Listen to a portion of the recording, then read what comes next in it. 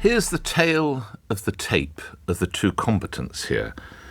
Gary Lineker is aged 64, a net worth of around £30 million, and he earns £1.35 million a year from the BBC. The number of employees is one. The BBC is 102 years old, and last year its annual income amounted to over £5 billion. The number of employees is 21,918. So why do they always seem to take a beating from Gary Lineker? If this was a football match, I doubt that Mr. Lineker would even get near the goal, let alone score. But come on, let's be honest. In recent tussles in the box, it must be Lineker 4, BBC 0, at least 4, or, if you allow the suspension, maybe 4-1. But why? Now, Mr. Lineker has issued an unprecedented apology for sharing a pro-Palestinian video featuring an anti-Semitic rat emoji. As I've told you many times before, I've had the pleasure of meeting Mr. Lineker. I like him as a bloke. My late mum used to buy her fruit, or her parents, her fruit and veg from the Lineker stall in Leicester Market, and I always remind him of that, and we have a mild chuckle. But it does appear he has a licence to roam, as when he was a striker for Leicester City, for England, for other teams, Tottenham. He can just roam where he wants. Now, here he is speaking with the BBC last month, in which he addressed his stance he's taken previously on the conflict in the Middle East and the issues the BBC faces with supposed impartiality. I know where I stand on this. I'm sorry, it's more important than what the BBC, what's going on there is, the mass murder of thousands of children is probably something that we should have a little opinion on. I understand if it's partial about our government and things in this country and everything like that, but something that's going on that far away, I understand why it's so difficult for the BBC, and it really is, and I feel for the people at the top because, the amount of lobbying that will be going on and from people with, that aren't very impartial must be immense. Gary Lineker speaking there. To Adam Sherwin, who's arts and media correspondent for The Eye, and the newspaper has full coverage and indeed analysis of this. Adam joins me now. Just remind the listeners who are not up to speed, what is Mr. Lineker's supposed offence here? Good morning. Morning. Yes, so this time he shared on his Instagram stories a post from a British Palestinian activist. It was a fairly sort of crude piece, one people might say, of pro-Palestinian propaganda. It included the image of a rat on it, and people who saw it very quickly picked up on the fact that a rat was used in Nazi Germany as anti-Semitic propaganda, and therefore on that level alone, that post was seen to be very much beyond the pale, offensive, and something that Lineker should never have shared and should be disciplined over. And he has had a fulsome apology, but Adam, we're supposed to believe that a fairly bright individual had no idea of, as you rightly identified, the trope of the rat as used in previous conflicts.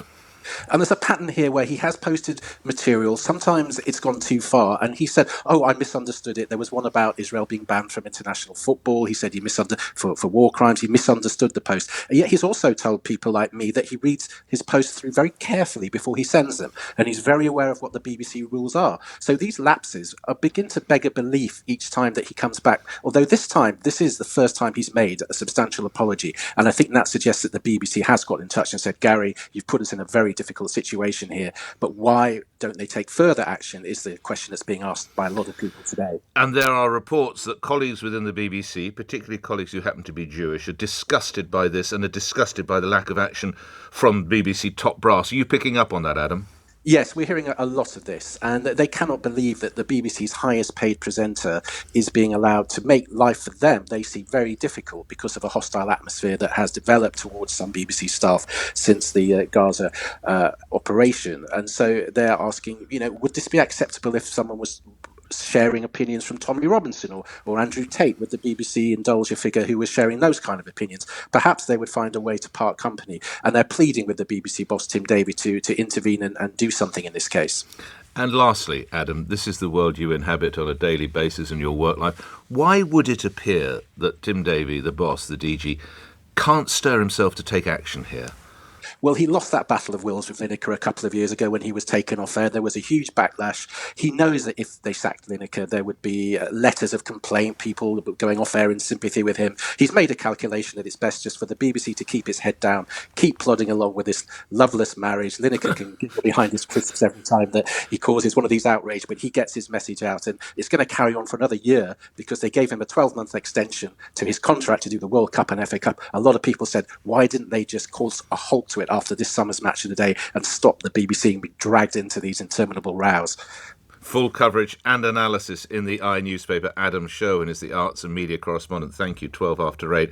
Let's turn to Nicole Lampert, who is a writer and campaigner on anti-Semitism, has written for The Telegraph, Gary Lineker has fully let the mask slip. And Nicole joins me now. Good to speak with you again. What action do you think the BBC, the DG, or the organisation should be taking? Good morning. Hi, thank you for having me on. And to use your analogy from earlier, it's time to give Gary the red card. It's time to kick him out of the game, really. It's out. This has been going on for months and months, for years, in fact. More than a year ago, I tackled him over his social media output. I pointed out to him that he was reposting people with showing support for Hamas because they had an inverted red triangle. And this has continued and continued. I also asked him to just do a single post about the hostages, and that didn't happen.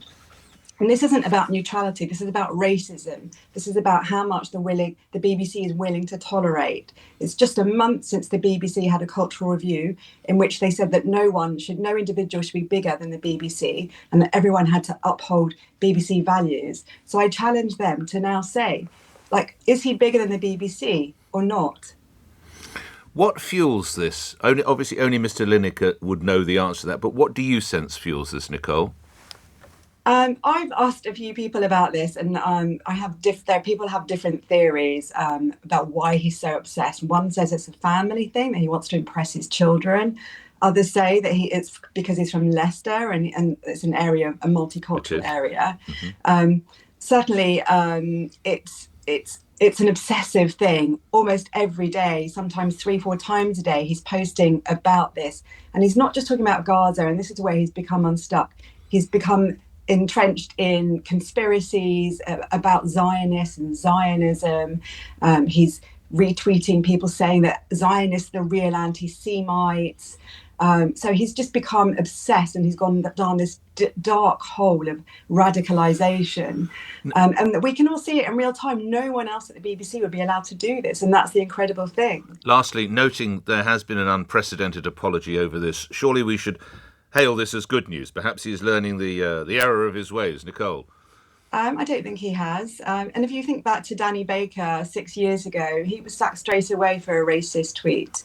Gary Lineker perhaps knows that he's gone beyond the pale this time, but this is the first apology that he's given. It's just not good enough. Nicole, always enjoy speaking with you. Thank you for your input. You're a writer and campaigner on anti-Semitism.